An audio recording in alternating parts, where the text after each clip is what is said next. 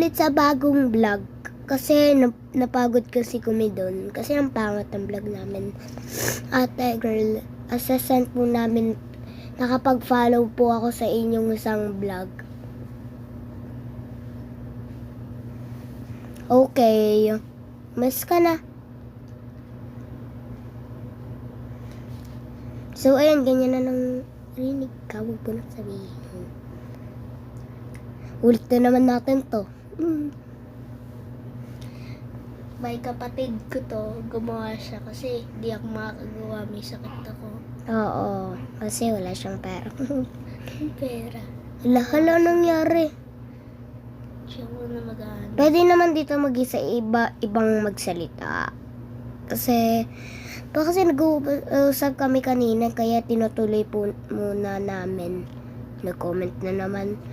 Ate, ano pong ginagawa?